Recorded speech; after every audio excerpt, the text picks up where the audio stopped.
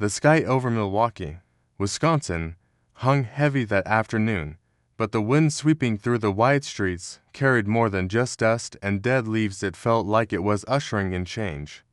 On the road that ran alongside an old, decommissioned, industrial field, the deep rumble of a black Harley-Davidson echoed like an elegant roll of thunder. A mirrored helmet reflected the dry, urban landscape, and a leather jacket hugged the athletic frame of a man who, at first glance, looked like he had the world at his feet. But when the motorcycle suddenly stalled next to a bent warning sign, all that remained was silence and Samuel Whitaker's frustrated expression. Samuel, a name that carried weight in American corporate circles, was the powerhouse behind a real estate empire. He pulled off his sunglasses and rubbed his face, always in a hurry. The luxury watch on his left wrist read 3:12 p.m. He couldn't afford to be late for a meeting that could shape the future of a major project. What he hadn't counted on was that today, of all days, in the middle of nowhere, his high-end bike would give out. The engine died, the dashboard went dark. He cursed under his breath, looking around like he half expected the answer to fall from the sky. The road was nearly deserted. A few cars passed in the distance, but no one stopped. And then somewhere between his mounting frustration and disbelief he saw her, a little girl, small frame, long, messy blonde hair, walking toward him with hesitant steps and bare feet. She wore a grease-stained shirt and carried a small toolbox like it was treasure. Samuel raised an eyebrow. What kind of kid wandered around alone out here with tools? Without saying a word, the girl stepped closer to the Harley, crouched down, and started inspecting the engine like she knew exactly what she was doing. Need some help? Her voice was steady, yet carried a childlike softness, almost poetic. Samuel gave a half smile, a little skeptical. You know about bikes? He asked, squatting down beside her. Maybe more than you'd think. And as she reached out for a loose part, he saw it. The ring, a small, worn silver ring with a very specific engraving, 3 interlocking stars. Samuel froze, his eyes locked onto it like time had stopped. That ring wasn't just jewelry, it was a family symbol, a custom piece he'd had made years ago for his brother's twin daughters. A gift that was never delivered because the girls had vanished from a park when they were just 3 years old. His heart pounded. He gently grabbed the girl's wrist, voice barely a whisper. Where did you get that ring? She pulled back, startled, like she'd just been caught doing something wrong. It's mine. It's always been mine. Her words, said with quiet certainty, hit Samuel like a collapsing wall. He took a deep breath, as if trying to hold back an avalanche of memories. She was one of them, he knew it. But how had this little girl, with eyes so much like his late brother's, ended up here, in the middle of nowhere, next to a broken Harley, holding a toolbox? It was like fate had staged the perfect scene to uncover what had been hidden for so long.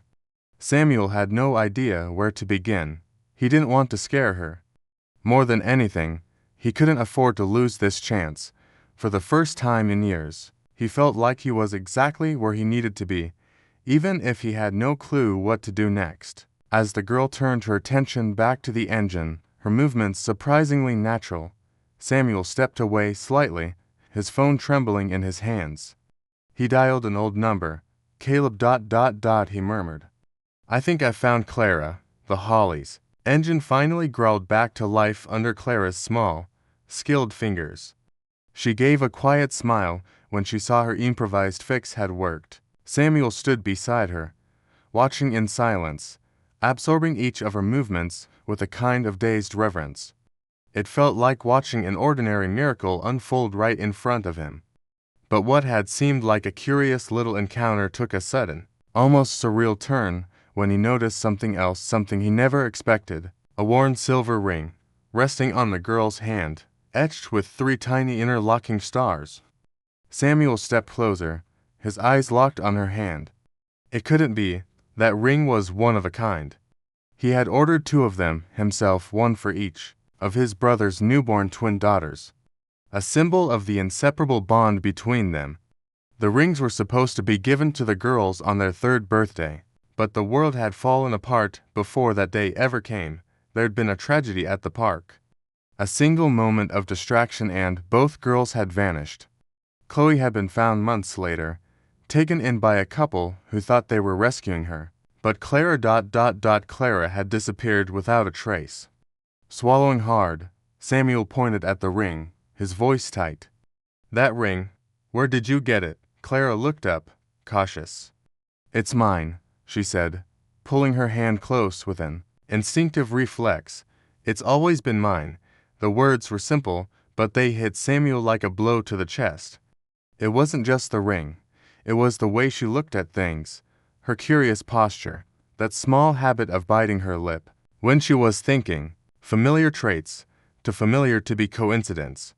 For the first time in years, Samuel felt the ground shift beneath his feet. He stepped back as if the air had gotten too thick to breathe. He needed to think, to breathe, to make sense of what was happening. Was he really standing in front of his long-lost niece, this little blonde-haired girl, covered in grease and fixing motorcycles like she'd been doing it forever? Could she truly be Clara? How was this even possible? Where had she been all these years? And more importantly, who raised her? His mind spun with questions. None of them had answers yet. Do you live with your parents? He asked, trying to keep his voice steady. With Caleb, she said simply. He's been taking care of me since I was real little.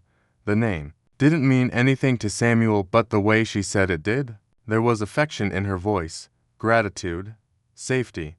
This wasn't a kidnapper's name. It didn't sound like a lie. Samuel stayed silent, caught between the urge to call the police and the urge to just hold her tight. What was he supposed to do when faced with something so impossible and yet so painfully real? The idea that his own niece had lived all those years away from her family without knowing where she came from, without knowing she had a twin, was crushing.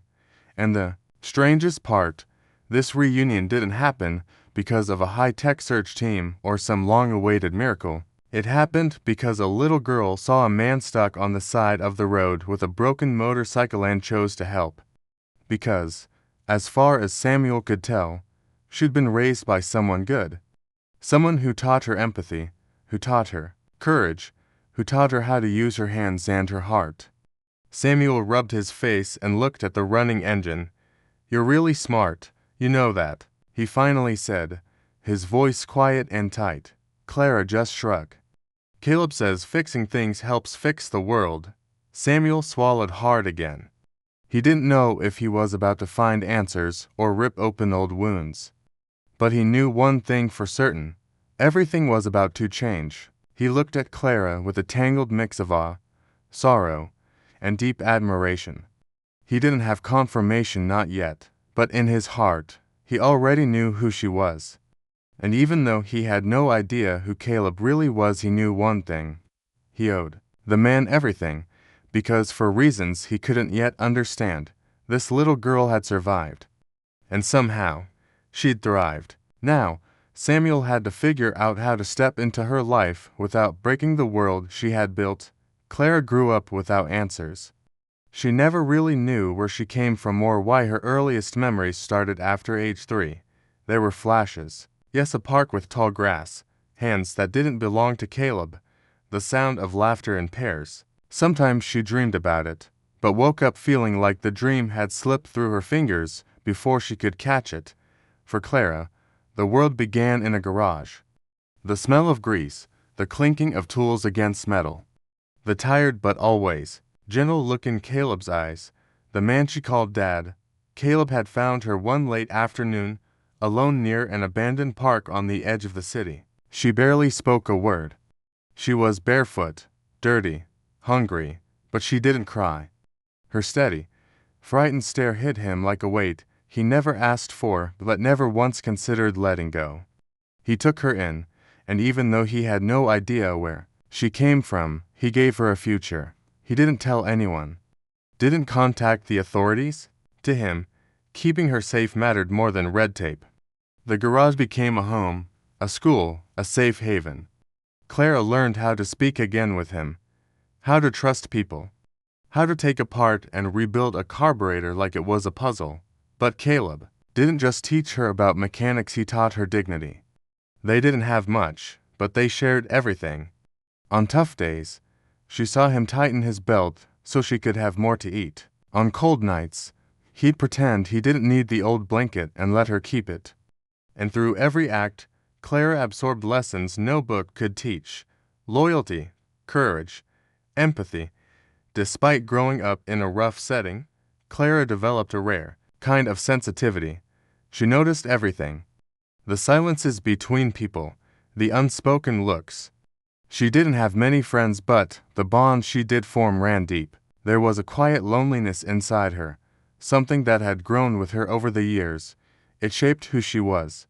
She knew how to smile, but there was always a shadow behind her eyes, like a missing piece of a puzzle. Even if she didn't know it, she felt it. Someone was missing. At school, people didn't really know where she came from. Some parents didn't let their kids play with her, unsure of who her real guardian was. Caleb took it all in stride, but Clara felt it. Sometimes she'd come home and ask, "Why do the other moms look at me funny?" And he, with a thick voice, would say, "Because they don't know what you carry in your heart." "But I do." That was enough for now. As she got older, she began helping Caleb in the shop, started out cleaning parts, then tried her hand at small repairs, until one day she reconnected an old engine all by herself.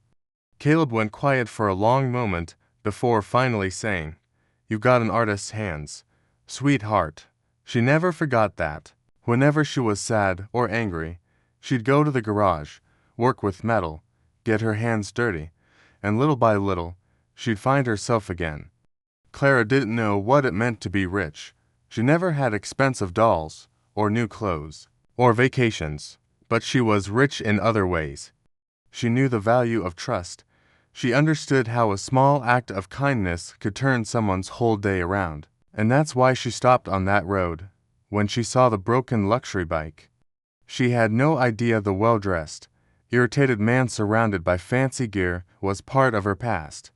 She just wanted to help, because that's what Caleb taught her. Her delicate features stood in contrast to the quiet strength inside her. She was only 7, but carried the weight of someone who had already lost more than she could understand. Still, she kept her head high. Clara didn't know she had a twin sister. Didn't know that the ring on her finger connected her to a life that had been taken from her.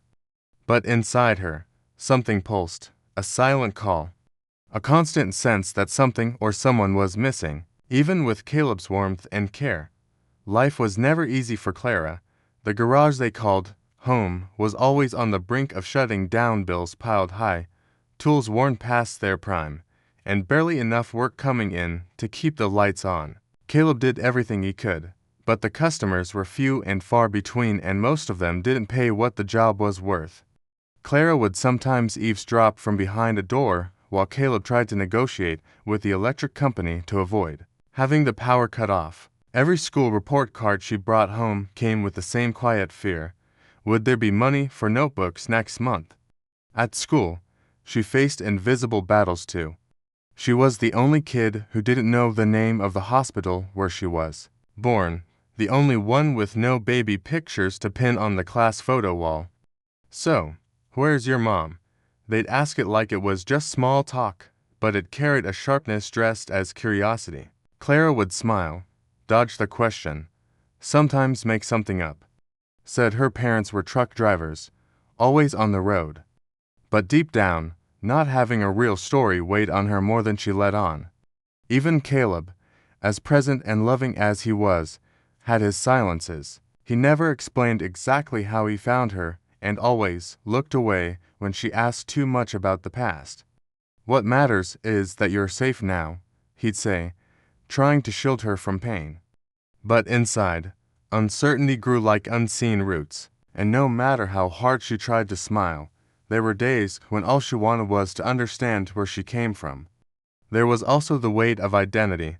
People saw her with suspicion. Some adults referred to Caleb as that old guy who picked up a kid to raise, with that judgmental tone that hurts even when it's not direct. Other kids didn't quite know what to make of her. Clara knew grown-up things. She didn't talk much, preferred wrenches over dolls. She was different. And in childhood, being different often feels like carrying a burden.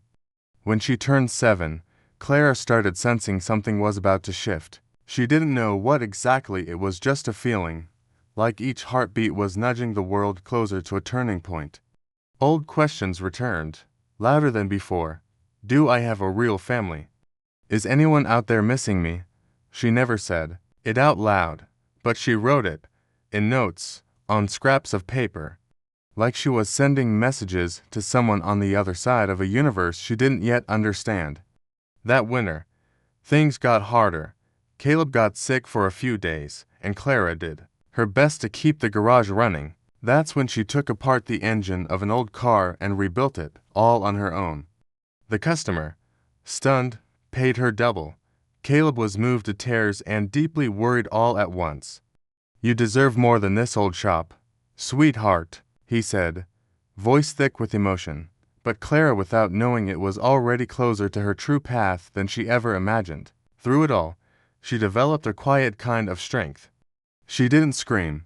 She didn't cry in front of others. But she felt everything.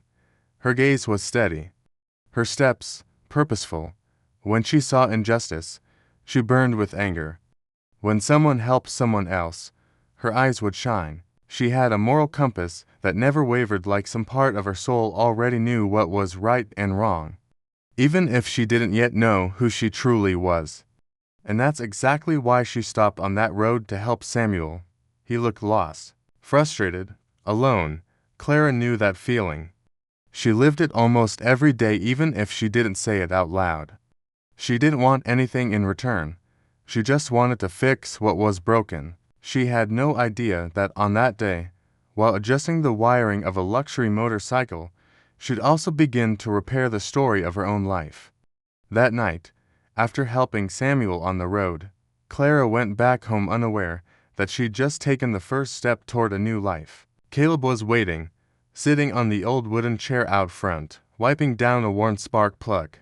She told him everything, eyes lit up by the quiet thrill of her small victory. It was a Harley.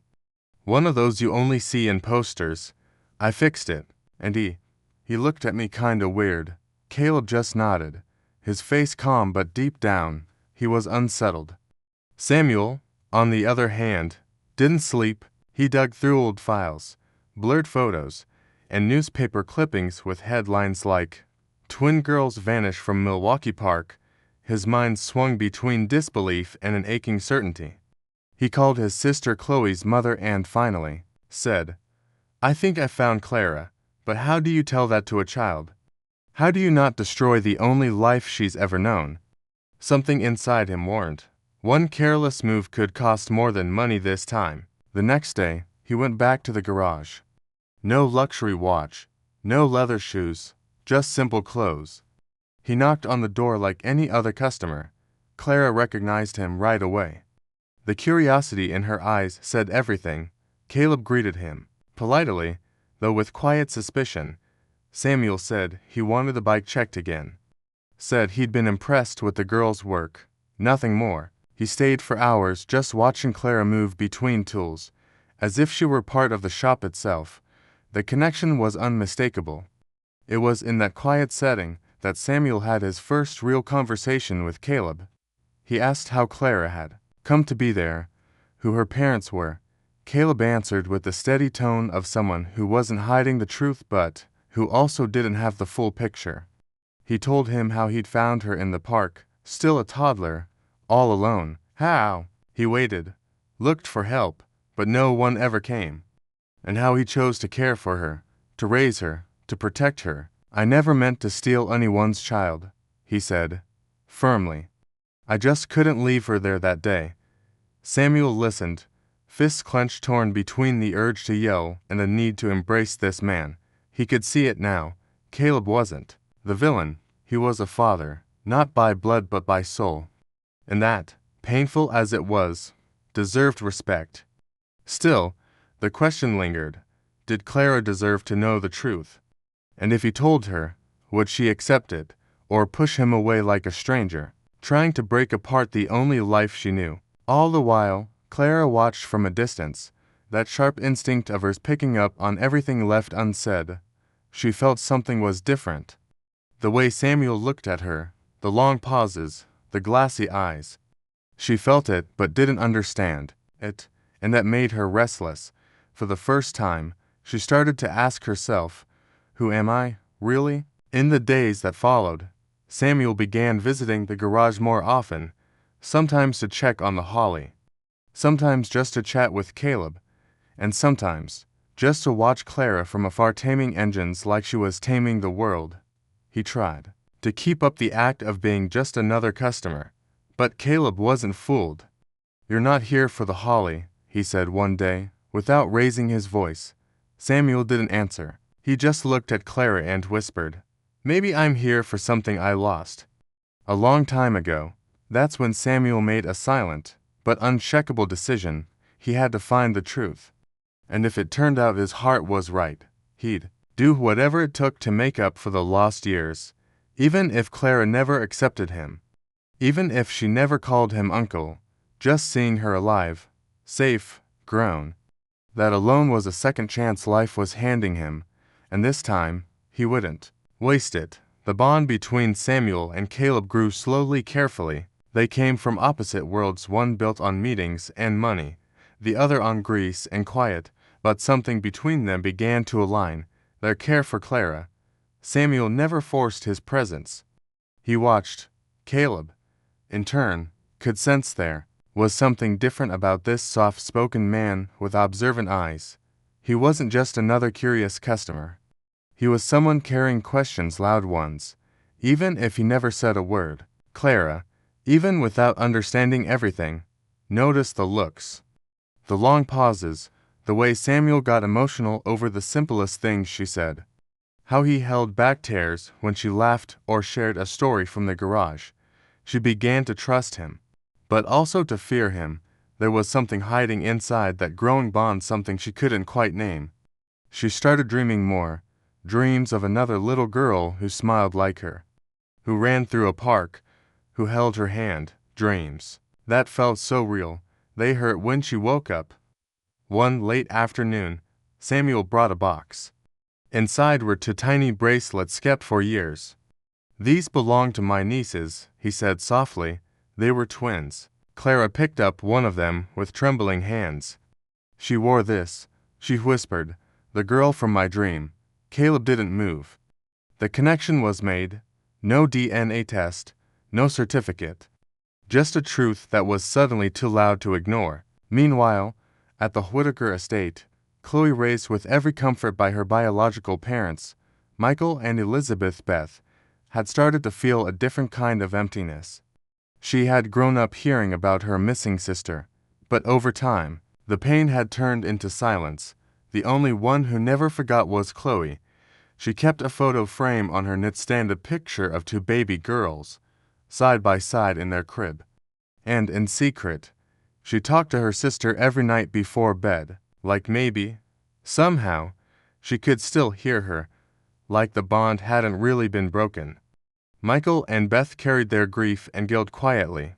Despite all the resources poured into the search, they never found Clara, and though they kept going for Chloe, there was always an empty seat at the table, always a date on the calendar that hurt twice as much. So, when Samuel called and said he might have found Clara, Beth cried openly for the first time in years. "If it's really her, please be gentle," she said. "She's probably been through enough already." But Clara and Caleb shared a bond that was rock solid, unshakable, and that was what hurt Samuel the most, knowing that by revealing the truth, he might shake the emotional foundation of a girl who had found love in the middle of chaos. That's why, in a rare moment of humility, he said, "I just want to know her. I'm not here to take her from anyone. I just want to add to her life." Caleb nodded silently. He knew that sooner or later, the truth would come. And if Clara truly had blood family out there, she deserved to meet them. So Clara started to listen. Caleb told her everything he knew about the night he found her. Samuel showed her old photos, shared childhood stories she didn't remember. She didn't cry. She just listened, eyes glassy, heart suspended. For the first time, her past had color, a name, and a voice. And maybe, just maybe, she wasn't alone anymore. That's how the bond began to form. Not as a break from the life she knew, but as an expansion of her world. Now, she had two stories, two anchors. To men who loved her in different ways, but with the same depth, and at the center of it all. One question kept growing in her heart. What if Chloe feels this same emptiness? What if on the other side of the city her twin sister still dreams of her, too? Clara was in the garage when she heard a different sound coming from the front. A car she'd never seen before, big, black, and elegant. From it stepped out a blonde woman, graceful in posture, her eyes already brimming with tears. Beside her, a tall man in a dark gray coat. Caleb moved closer. Cautiously, Samuel appeared from the side of the garage, eyes heavy with the weight of what he knew was coming. Caleb, this is Beth, and this is Michael. The air thickened.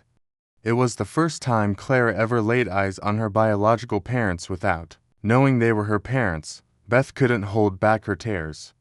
She stepped forward carefully, knelt in front of the girl, and said in a trembling voice, "Clara, do you know who I am?"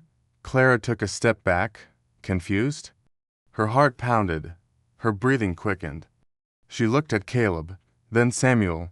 She wanted to run. But there was something in the woman's eyes, something strangely familiar, like her soul recognized her, even if her memory didn't. "No," she whispered, "but I dream about you." Michael said nothing. He knelt beside his wife and held out a small box.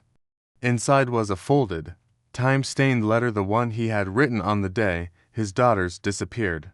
"I never stopped looking for you," he murmured. Not even for a day. Clara didn't take the letter. She just stared at it like it was too sacred to touch. She cried silently. It was too much, too fast. Caleb watched everything with his heart in pieces. He didn't know if he was losing or gaining. He felt proud watching Clara discover where she came from, but terrified that, in doing so, she might drift away from all they had built together. Beth noticed. She walked over to him and whispered, "Thank you," for not leaving her alone. And what Caleb feared most happened right then. He cried. For the first time, in front of everyone. "She's my girl," he whispered, "but I know. She was never just mine." In the days that followed, Clara's heart was torn in two. She couldn't sleep. She couldn't think. She tried fixing things in the garage but dropped tools, forgot steps. Everything felt fractured. One morning, she ran, took her bike and pedaled all the way to the old park she always went to when she needed to think. She sat on the same bench where Caleb once told her he found her, and there, she cried. Like she never had before. For the first time, she understood she was caught between two worlds, and neither of them felt whole on their own. And that's when Chloe entered the story. Samuel had picked her up for the first time in years and told her that maybe, just maybe, her sister was alive. When Chloe stepped out of the car and walked toward the bench, Clara slowly lifted her head. They stared at each other. Identical eyes, same mouth, the same shaky breath. No words, just an embrace tight and trembling. And in that moment, life exploded in silence around them. From that day forward, nothing would be the same. Beth and Michael wanted to take Clara home. But she said no, not now. I can't leave Caleb alone. And I need time to figure out who I am. It was the first time she'd spoken with such clarity. Michael, eyes glassy, just nodded. This wasn't the reunion he had dreamed of, but it was real, and that was what mattered most. The breaking point wasn't just Clara's, it belonged to everyone. Caleb had to accept that his girl needed to fly. Samuel realized he couldn't protect everyone from pain. Michael and Beth learned that true love doesn't demand, it welcomes. And Clara, she finally began piecing herself back together, not to choose between one life or another, but to build a new one. One where everything and everyone could coexist. After that reunion in the park with Chloe, something shifted inside Clara. It was like a missing piece had finally clicked into place, but at the same time, it awakened new pain. For the first time, she cried not from fear or loneliness, but from missing something she never had, a life shared with her sister. It was a strange feeling. She had gained a sister, but realized that her entire life had been built without her. Now, everything had to be ruined. Caleb sensed it before she ever said a word. He gave her more space, watching with quiet tenderness, but the nights grew longer. Clara began writing letters to herself, sometimes to the Clara of the past, sometimes to Chloe, sometimes to the mother she now knew. In those letters, she tried to name the pain, to understand where love for one family began, and where loyalty to the other ended. Beth and Michael, for their part, tried to get close gently. They invited Clara to spend afternoons at their house, showed her old photo albums, little keepsakes from before she vanished, drawings Chloe had made for her. It was all beautiful, so full of color, so full of love, and yet terrifying. Clara wanted to belong, and yet she didn't, not fully. It was like trying on a shoe that looked like hers, but didn't quite fit yet. Chloe was the one who helped the most. She spent hours with her sister, no pressure, just presence. They shared laughter and silences, read the same books, exchanged glances like they spoke an ancient language. The connection was raw, natural, deep. There was nothing to explain. And that more than anything began to heal Clara, knowing she didn't have to earn her sister's love. It was simply there, but the outside world started creeping in. Neighbors near the garage began whispering. Some said Caleb had lost the girl. Others claimed she was now the daughter of important people. It stung. It felt like people were trying to choose for her.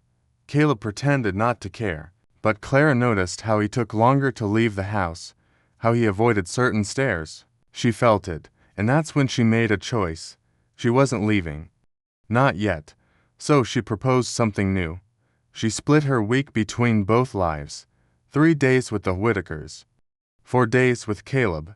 She stayed in her old school, but joined Sunday lunches with Beth, Michael, and Chloe. It was a hard decision, but it was hers. And for the first time, Clara felt like she was steering her own life. It was exhausting, confusing, but also liberating. Over time, she learned to accept many kinds of love. She learned she didn't have to choose between being Caleb's daughter or the Whitaker's child, because she was both. She learned that belonging wasn't just about blood. It was about shared stories, everyday moments, love built day by day. She learned that love doesn't have to be divided. It can be multiplied. And in that process, Clara began to bloom. She smiled more easily, rode her bike not to escape, but for joy. Taught Chloe how to work with tools. Let Chloe teach her how to dance, how to paint, how to sing. Her journey of healing wasn't a straight line. It was made of curves, pauses, and stumbles. But with every step, she became more whole, more steady, more Clara. It was during a Sunday dinner at the Whitaker home that the question surfaced. Clara and Chloe were sitting side by side when Chloe pointed to a framed document hanging on the wall. That's from the day Mom told us she was pregnant with us, right? She asked with a smile. Clara turned, curious. It was a handwritten note with medical stamps and dates. Beth nodded, eyes misty. That was the happiest day of my life. But what had started as a casual comment turned into an earthquake inside Clara. She asked to see the document up close. She read it again and again. The words were there. Confirmation of second IVF attempt. Success confirmed with twins. Her eyes jumped to the date. She'd heard of in vitro fertilization before. Read about it at school, but seeing it applied to herself.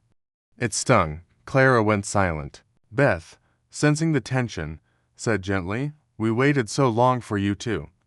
Years, we fought hard." On the ride back to the garage, Clara didn't say a word. And when she got there, she sat down in the corner where Caleb always left dismantled engines. She stayed there for hours quiet, as if her mind was trying to reorganize the world. For the first time, she felt that she had been wanted, but also designed. She was the result of a process, a rational choice, a carefully planned decision that made her feel special and, at the same time, strangely controlled. As if her birth had been the outcome of a search, not a beautiful accident of love. The next day, she confronted Beth and Michael. "If you wanted me so much, why didn't you find me?" The question came out cold, almost cruel. Beth cried. Michael tried to explain. They said they moved heaven and earth, that they were false leads, dead ends, that the authorities failed them. But none of it fully filled the hole forming inside Clara, because now, on top of the pain of being lost, she carried the weight of being deeply desired, and still somehow forgotten for so long. It was Caleb, always Caleb, who helped calm the storm. When Clara poured her heart out to him, searching for answers, he simply said, "You're not the way you came into this world, Clara. You're what you did with it." The words struck, like lightning, sharp and clear. Yes, she was the child of a difficult process, of love, of trying, of hope. But she was also the child of the street where she'd been found, the grease under her fingernails, and the days she smiled without knowing where she came from. But the real twist came when Samuel, digging through old medical files to better understand the process, came across an unopened letter. It was from a clinic that, years ago, had refused to release certain data due to a system error. The letter explained that, in fact, a third embryo had been fertilized, a third child lost in the process. A brother, or a sister. The revelation hit like a bomb. What was once the story of two twin sisters reuniting now became something much bigger. Was there a third Whitaker child out there somewhere? The emotional impact was enormous. The family gathered. They decided to keep it a secret, at least for now, especially from Clara, but Chloe, ever curious, overheard the conversation and told her. Clara, who had barely finished picking up the pieces of her own past, was now holding one more broken piece. A brother, a sister, lost, like she once was. It reopened old wounds, but also lit a new fire inside her, a sense of mission. Maybe now, the search was hers. The discovery of a possible third sibling turned Clara's world upside down. The past, something she was only just beginning to understand, now had one more layer of mystery. But what hurt the most wasn't the secret itself. It was the fact that the adults had chosen to hide it from her, as if she were still just a child, with no right to the truth. It was Chloe, trying to protect her, who revealed what she had overheard. And when Clara found out, she didn't scream. She just went quiet, but that silence said everything. That night, Clara ran away. She took her bike, the same one Caleb had adjusted for her when she was 5, and rode to the park where she had once been found. She sat on the same bench, as if trying to talk to an old version of herself. The sky was overcast, the wind cold. Tears rolled down her cheeks without urgency. "Who am I, really?" she whispered. "Am I the daughter who got lost? The sister who showed up? The piece that never fits?" For the first time, she didn't want to fix anything. She wanted to break, to scream, to disappear. Meanwhile, Beth, Michael, Caleb, Samuel, and Chloe gathered in a panic. No one knew where she'd gone. Caleb, heart shattered, just kept murmuring, "She's never run from me, not even when she was little." The silence that followed was thick with guilt. Each of them had tried to love her, to protect her in their own way. But maybe they had forgotten that more than anything, Clara needed to be heard. They found her just before dawn. She was still on the bench, curled up, her eyes tired. Caleb was the first to approach. He sat beside her and said, "Do you know why you never broke, Clara? Because you learned how to rebuild yourself before you even knew what it meant to be whole." She didn't answer, but she laid her head on his shoulder. Then came Beth and Michael, hand in hand. They apologized, not for the past decisions, but for trying to decide when she was ready to understand. That's when Clara asked the question no one expected, and if this third sibling is out there. Lost, like I was.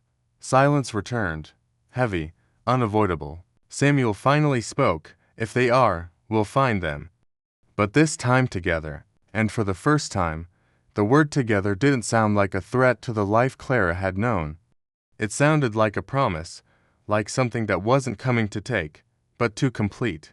From that day forward, Clara began to speak more about her fears, her questions, her love for Caleb, her need to stay close, but also her desire to grow and explore the world. She didn't want to be protected anymore. She wanted to be an active part of her own story, and she made it clear, if there was going to be a search, she would be part of it. After all, who better to find someone who's lost than someone who once was?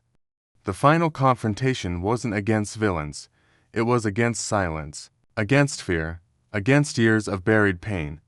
And when everyone finally stopped running from the truth, including Clara, something new was born. Not a perfect family, but a real one, built from flaws, from messy love, from rebuilding together, and to Clara, that was already more than she ever dared to hope for. The months that followed weren't perfect, they were good days and hard ones, but something had changed in Clara for good. Now, she knew who she was, and even though parts of her story were still unwritten, that no longer held her back. She wasn't just the girl from the garage, nor only the lost daughter of the Whitakers. She was Clara Turner Whitaker, a blend of engine grease, faded memories, newfound hugs, and slowly healing wounds. She returned to school more confident, more grounded. Her classmates noticed. She no longer looked down when questioned. When someone asked about her family, she'd say, "I have two homes, two worlds, two stories." And when the kids laughed, Chloe would chime in, totally chill, "And one sister who's worth everything." No one dared to say another word. The strength between them was visible, almost tangible. Caleb, on his end, found something in himself he never knew he had, the ability to let go without losing. He was still Clara's safe harbor, but now, she came to him by choice, not out of need. And that made him proud in ways words couldn't explain. At night, he'd sit in silence, watching the stillness of the garage, thinking back to her tiny steps among rusty parts. He knew she'd grow up, he knew she'd fly. But she'd always carry a piece of that garage in her heart. Beth and Michael rebuilt their bond with their daughter carefully, respecting her pace. Every weekend together revealed tiny shared traits: her father's laugh, her mother's thoughtful gaze. Little by little, Clara let herself belong. She laughed at family jokes, joined in on traditions she'd never known, let herself embrace a past that once scared her, and she discovered that her parents' love wasn't a replacement for Caleb's. It was a different kind, and she could have both. The search for the supposed third sibling hadn't turned up anything solid, but Clara was no longer anxious. She knew that if it were true, she'd be ready. Not to save someone, but to say, "You're not alone," and that was enough. It was as if every moment up to that point, every fall, every loss, every reunion, had quietly prepared her for this. It was all training for the now. She also started teaching at the garage. Local kids began stopping by to learn from her and Caleb. What began as a distraction became purpose. Clara would say, "Everyone's got something broken. Sometimes it's an engine. Sometimes it's the heart." And with her small, confident hands, she helped others put themselves back together with patience, courage, and just a little bit of hope. At home, a new tradition began. Sunday gatherings. Beth cooked, Caleb brought simple desserts. Michael played old records, and the girls, they did little performances, spontaneous, messy, beautiful. It was chaos, perfectly imperfect, human. And in the middle of it all, Clara smiled lightly, freely, for the first time, without the weight of "who am I?" Now, she knew, she was a daughter of love, of loss, of reunion, of choice. And that's how she grew, not just in age, but in awareness. She discovered that belonging doesn't mean having just one place in the world, it means having roots in many hearts. She learned that the past can hurt, but it can also be a source of strength. And more than anything, she learned that the greatest freedom of all is to choose your own story and keep writing it. On an ordinary afternoon, Clara was riding her bike through the neighborhood, just like she always did when she needed to think. The wind played with her loose hair, and the ring on her thumb glinted in the sun, the same ring that had once triggered a storm that changed everything.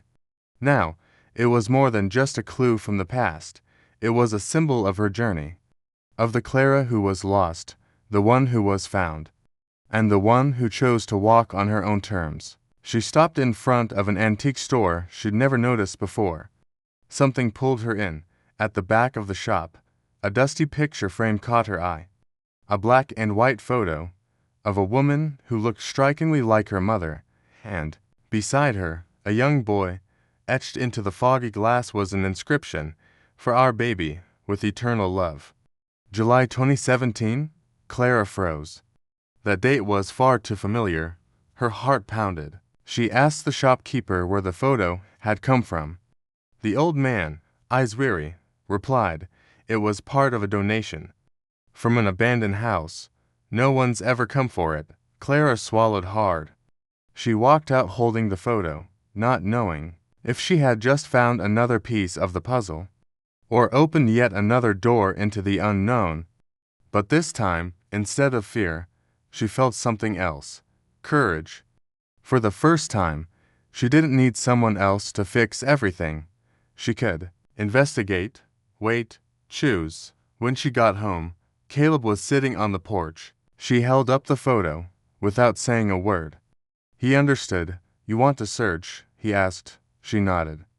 But slowly, this time, there was no urgency, no desperation, only the desire to know, because now, Clara was the author of her own story, and if someone else out there was still lost, she wouldn't let them grow up without answers. The following Sunday, at family dinner, Clara made an announcement. She wanted to transform the garage into a restoration center, not just for motorcycles, but for stories.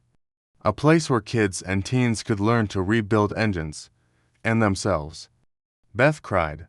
Michael pulled her into a hug. Caleb held her hand tight, and Chloe, grinning with that sisterly spark, said, "Think there's room for one stubborn twin in there." Clara laughed. Always. Clara's story didn't end with a reunion.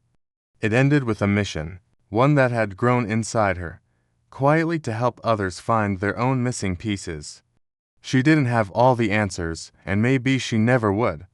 But that was the beauty of it, learning to live with the gaps, the questions, the new paths always unfolding. And now tell me, listener, what part of Clara's journey touched you the most? Leave a comment below. I'd love to hear your thoughts, and your story too.